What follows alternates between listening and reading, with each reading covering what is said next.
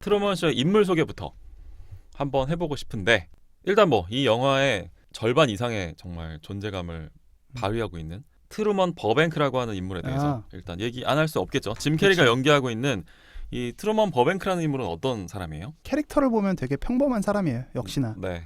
되게 소시민. 그러나 가슴 속에는 이루지 못한 꿈을 갖고 있는 존재죠. 네. 사실 조금 이제 트루먼 쇼에서 이 짐 캐리의 역할을 먼저 좀 이야기를 하면, 네. 저희가 이터널 선샤인을 통해서 짐 캐리라는 배우에 대해서는 좀 이미 많이 말씀을 드린 것 같아요. 네. 근데 이 트루먼 쇼라는 영화 자체는 네. 뭐 저는 거의 매트릭스에 버금가는 수준의 문제작이라고 생각을 합니다. 네네. 그리고 지난번에도 소개했지만 코미디 영화로 이제 성공가도를 달리던 짐 캐리가 네. 진지한 전극 배우의 연기로 대중에게 각인된 첫 네. 번째 영화가 바로 이 영화죠. 그렇죠. 되게 익살맞고 재기발랄한 이면에 있는 수만 가지 감정을 네. 담아내고 있어요. 네. 짐 캐리는 정말 이 영화에서 다시 한번 더 빛나는 캐릭터로 연기를 합니다. 네. 제가 짐 캐리를 원우 씨가 되게 좋아한다라고 말씀을 하셨는데 네. 되게 완전히 이해했고 저 역시도 빅팬이 된 것 같아요. 이번 그 트루먼 쇼를 통해서요? 다시 보면서. 네네. 네. 좋은 얘기네요. 그래서 이터널 선샤인과 트루먼 쇼를 연속으로 보다 보니까 이 맞아, 사람이 맞아. 얼마나 위대한 영화 배우인가, 맞습니다. 배우인가를 다시 한번 느꼈고, 네. 짐 캐리의 위대함에 정말 찬사를 보내게 되더라고요. 요 시점에 이제 유튜브에서 조 바이든 그 성대모사한 거 한번 검색해 보세요. 더 더 빠져들게 될 거예요 이제는. 아무튼 네. 그래서 이런 마음이 들더라고요. 대체자가 떠오르지 않아요. 이 맞아요. 짐 캐리의 맞아요. 영화는 맞습니다. 정말 대체 불가능한 배우예요. 다른 캐릭터가 이 사람이면 더 좋지 않을까? 이런 느낌이 전혀 안 떠올라요. 이터널 맞아요. 선샤인 때도 마찬가지고 어마어마하다. 트루먼 때도 마찬가지고. 네. 뭐 제가 드릴 수 있는 가장 큰 격찬인 것 같고, 네. 이 사람이 좀 떠오르더라고요. 20세기 인물들 중에 네. 되게 유명한 사람인데 그 체게바라라고 네네. 쿠바의 혁명을 네. 도왔던 사람 있잖아요. 네. 그래서 이상론자로 생각하시는 분들도 많고 뭐 그렇겠지만 이 사람이 분명히 젊은이들 가슴에 이제 불을 지른 사람이긴 하거든요. 네. 체게바라의 삶을 조금 보면 네. 사람들이 그의 사상에 동조하지 못할지라도 네. 그의 행동과 철학에 대해서 감탄하는 건 좀 이해가 돼요. 네. 이 사람에 대한 삶을 조금 보면. 네. 근데 이 사람의 삶에 대해서 어떤 의미로든 감탄하는 이유는 네. 결국 도전했기 때문이거든요. 음. 이 도전이라는 말로 함축이 되는데 왜 우리는 도전에 그리 맹렬한 찬사와 헌사를 보내는지 네. 트루먼 쇼를 보면서 생각하게 됐어요. 네. 나를 짓누르는 여러 어떤 제약 같은 것들 있잖아요. 네. 그것들로부터 이제 우리는 탈출해보고 싶은 소망이 있습니다. 인간의 마음속에는 전 이게 다 있다라고 생각을 해요. 네. 근데 영화 속에서도 도전을 따르는 캐릭터들이 되게 멋있었어요. 네. 그동안. 그래서 일종의 저항 정신이라고 할 수 있죠. 1930년대는 이제 제임스 딘이 있었고요. 네. 90년대에는 이제 우리나라에는 비트의 정우성이 있었죠. 그렇죠. 그래서 손을 놓고 오토바이를 타셨던 네. 그런 모습들, 완전히 정말 딱 나 저항이라고 보여지는 네. 그런 캐릭터들이 있었는데 트루먼이라는 사람은 네. 트루먼 버뱅크라는 사람. 트루먼 버뱅크라는 사람은 좀 특별한 거는 저항 정신이 있어 보이는 느낌의 외형이 아니에요. 이 그렇죠. 사람은 되게 소시민 같아요. 네. 근데 평범한 사람의 행동, 평범해 보이는 인간의 도전을 보여준다는 게 이 영화의 아주 매력 포인트고 네. 아주 차별점이 있는 거고요. 네. 저희가 다뤘던 목록 중에 네. 그 신해철 씨를 다룬 적이 있어요. 그렇죠. 네. 그것도 망한 방송. 네. 가장 조회수가 저조한. 네. 근데 트루먼이라는 사람에게서 이제 그 껍질의 파괴라고 그 신해철 씨 노래가 있잖아요. 네네. 저는 이 영화 보고 그게 자꾸 떠오르더라고요. 어떤 둘러싼 가짜 세상의 껍질을 네. 걷어버리고 진짜 세상의 문을 여는 것을 통해서 네. 평범한 소시민이 자유를 선택해 나가는 과정이잖아요. 우리가 이 평범한 소시민의 행동이 위대한 걸음임을 느끼게 해주는 네. 캐릭터였고 그런 영화였습니다. 영화 내부적인 설명을 좀 더 첨언하면 영화에서는 한 1909일째를 살고 있는 그러니까 우리나라 나이로 하면 한 30살, 31살 맞아요. 정도가 된 인물이고 보험회사에서 근무하는 말씀하신 대로 소시민이에요. 맞아요. 인사성이 되게 밝고 언제나 이웃 사람들에게 환하게 정말 짐 캐리 그 특유의 입꼬리가 올라가 있는 미소를 항상 주변 사람들에게 이렇게 전해주는 되게 우리 요새 유행하는 말로 선한 영향력을 행사하고 있는 그쵸. 자신의 일상 속에서 선한 영향력을 행사하고 있는 사람으로 보여요. 그런데 말씀하신 대로 되게 안에는 정말 불꽃 같은 저항 정신의 에너지들이 잠잠한 바다처럼 이렇게 떠다니고 있는 거죠. 그런데 이 사람은 그래서 그렇게 계속 살아갈 수 있는, 만약에 우리와 같은 똑같은 이런 지점에서 이런 세계에서 살고 있었다면 계속 그렇게 하루하루 정말 가족들의 영웅인 채로 혹은 뭐 주변 사람들의 어떤 좋은 사람인 채로 맞아. 그야말로 트루맨인 그런 사람으로 그쵸. 계속해서 살 수 있는 사람이었을 수도 있는데 말씀하신 조쿠나 셰프님이 지금 말씀하신 이런 제가 셰프인가요, 근데 이제? 네. 선생님에서. 제가 계속 그렇게 부르고 있네요.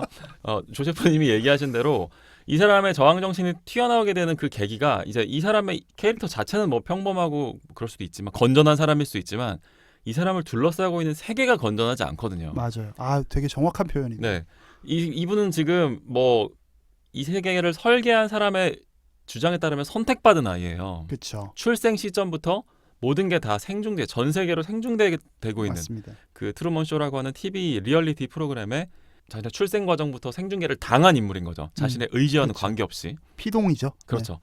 왜 깐난 애기들도 다 자기 성격이 있잖아요. 그렇죠. 이 성격은 되게 건전하고 뭐 정말 어떻게 보면 소시민적이고 또 평범하다고까지 볼 수 있는 한 남자가 어떻게 자신의 주변을 둘러싼 이 세계의 부조리를 깨닫고 그 껍질을 파괴해 나가는지, 껍질을 파괴라는 그 뭐 신해철 씨의 그 포인트가 되게 좀 정확한 그 비유법이랄까 사례라는 생각이 드는데 신해철 씨 방송을 한 번이라도 더 들으셨으면 좋겠네요. 좋겠네요. 그죠? 껍질을 파괴해 나가는, 정말로 진짜 이 맞아요. 마지막 장면에 껍질을 파괴하잖아요. 그렇죠. 네. 진짜 네. 물리적으로. 말 네. 그대로 네. 그런 이제 그 과정을 보여주는 영화라고 할 수 있겠습니다.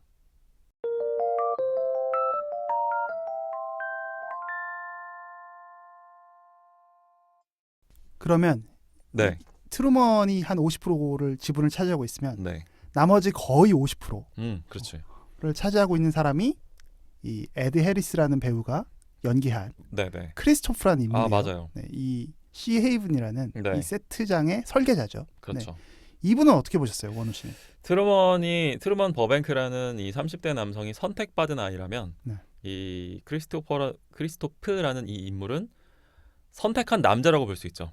그렇죠. 그러니까 트루먼이 피동이었다면 크리스토프는 사동이고, 그렇죠. 그러니까 모든 거를 설계한 인물이고, 방송의 그 트루먼 쇼라고 하는 방송의 PD이자 작가예요. 네, 그래서 모든 이 세계관을 구축한 인물이고, 맞습니다. 그리고 트루먼에게 있어서는 이제 트루먼이 살고 있는 세계가 전부 그 자체로 다 세트장이잖아요. 거대한 세트장을 만들어 놓고, 예산 규모가 뭐 한 국가를 맞먹는다고 그렇죠. 하는. 어마어마, 네. 뭐 달에서도 보인다고 할 정도의 그렇죠. 뭐 그런 느낌이고, 그리고 실제로 뭐 해와 달도 혹은 날씨까지 조정할 수 있는 정도의 기술력을 지금 가지고 있어요. 맞습니다. 그 모든 걸 다 통제하는 사람이고, 트루먼 쇼의 어떤 행방을 다 쥐고 있는 인물인데, 그러다 보니까 이 선택받은 아이인 트루먼 버뱅크의 관점에서는, 아까 조 셰프님은 이제 아버지라고 얘기하셨는데, 네. 그거에 또 연장선으로 가면 거의 이제 신과 같은 존재라고도 볼 수 거의 뭐 있죠. 창조주죠. 네. 네. 그래서 여기서 본인이 그래서 이 크리스토프는 트루먼에 대한 그런 자신의 지분을 되게 주장해요. 맞아요. 되게 생사 여탈권을 마치 자기가 갖고 있는 것처럼 그쵸. 얘기하거든요. 이 영화 안에서 트루먼이 죽음의 위기를 이제 그 절정 순간에 맞이하게 맞이할 되는데, 때. 네. 크리스토프가 되게 잘 생각해보면 소름 돋는 얘기를 해요.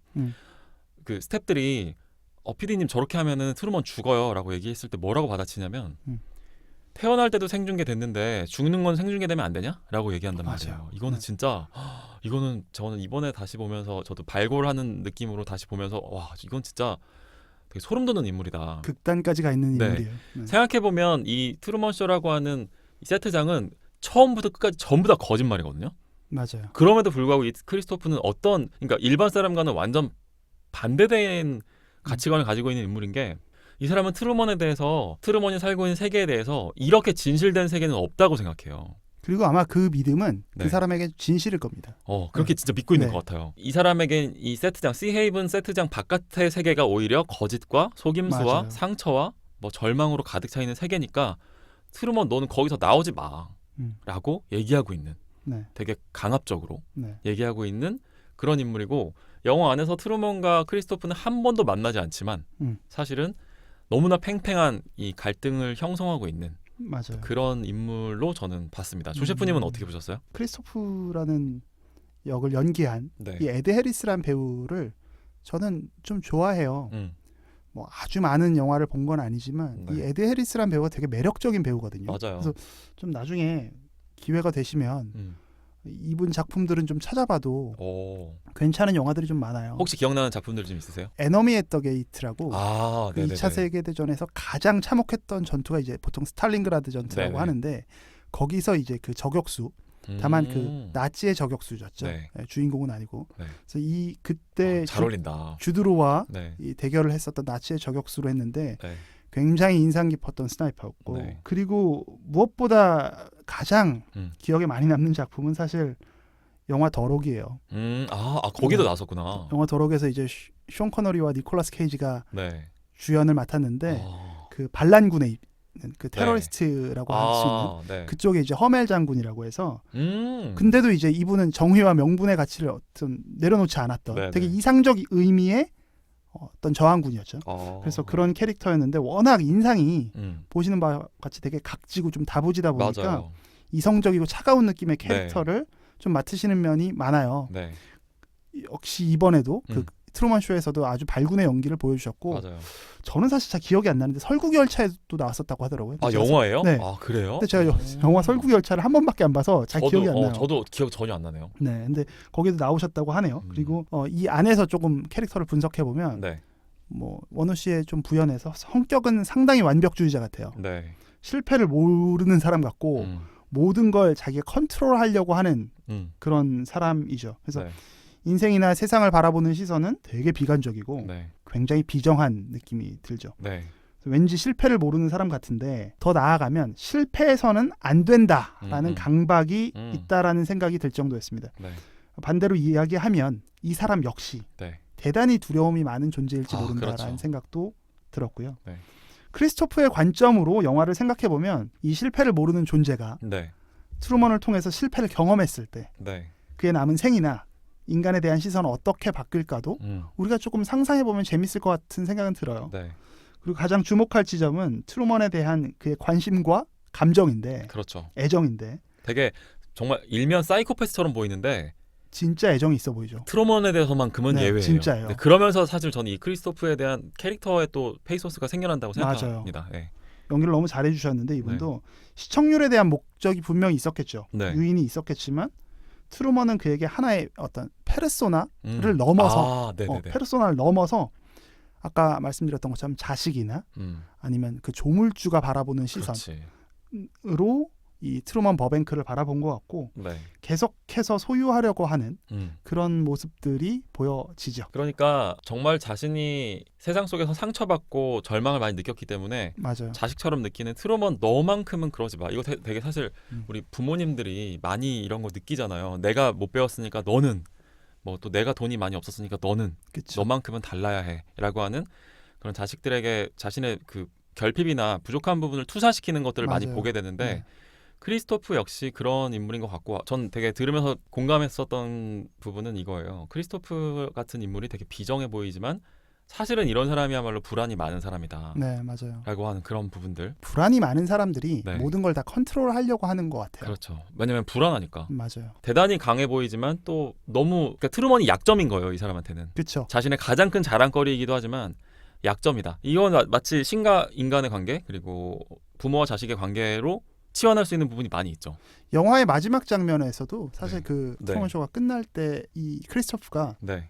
고개를 떨구는 모습이 나와요. 마지막 장면에. 네, 그 장면이 있거든요. 네. 그래서 그것도 역시 보여주는 부분이 있죠. 네. 지금 원우 씨가 말씀하셨던 그런 페이소스가 그렇군요. 있어요.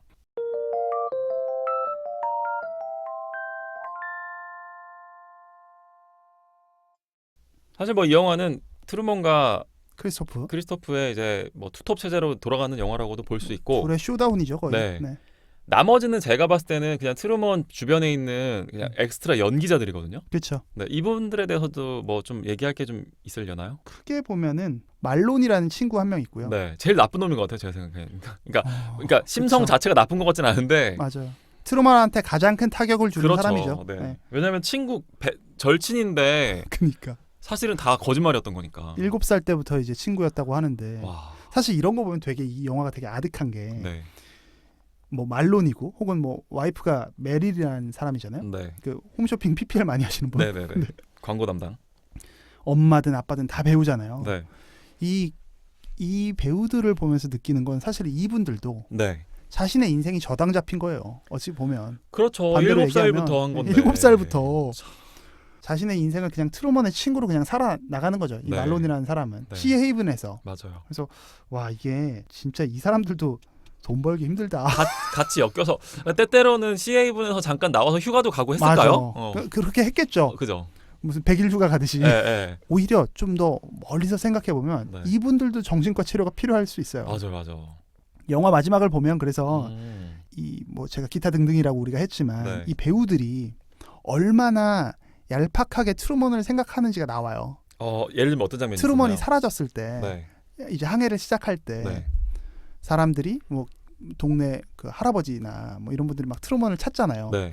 그때 굉장히 분노해 있는 거 못 아. 느끼세요? 짜증나 있는 거죠. 짜증나 있잖아요. 네. 나를 맞아요. 이렇게까지 귀찮게 하다니. 맞아요. 그러니까 트루먼은 그들에게 존재가 아니라 변수인 거예요, 그냥. 예.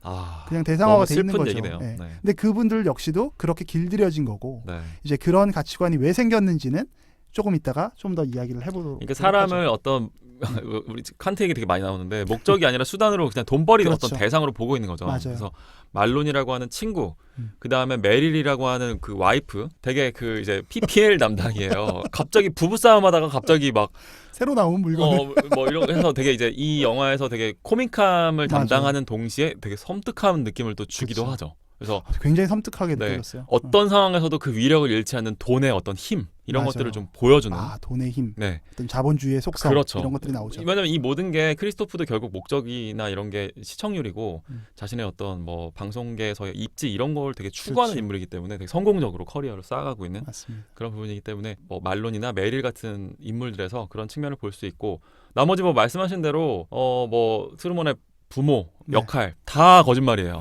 그러니까. 단 한 명의 정말. 예외가 있죠. 단 한 명. 물론 이 사람도 연기자로 처음에 이제 트루먼과 만났지만 그렇죠. 단역 연기자로 만났고 그냥 끝날 운명이었는데 네.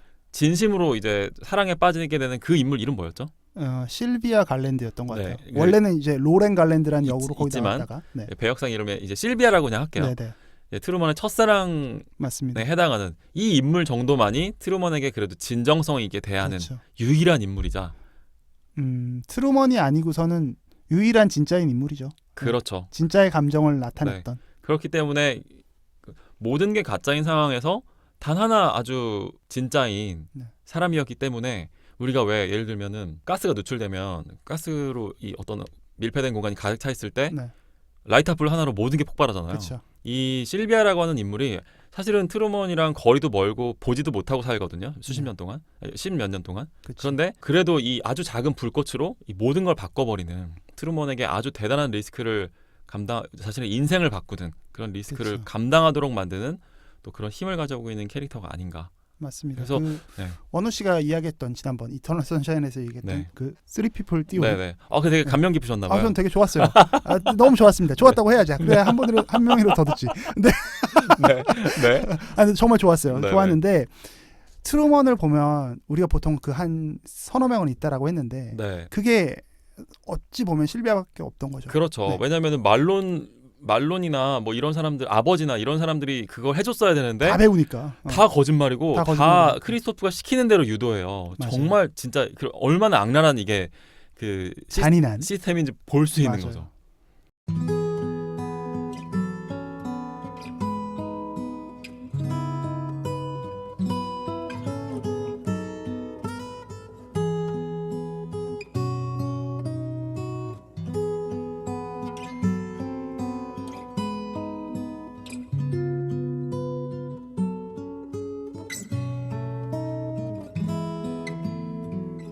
우리의 호우 시절.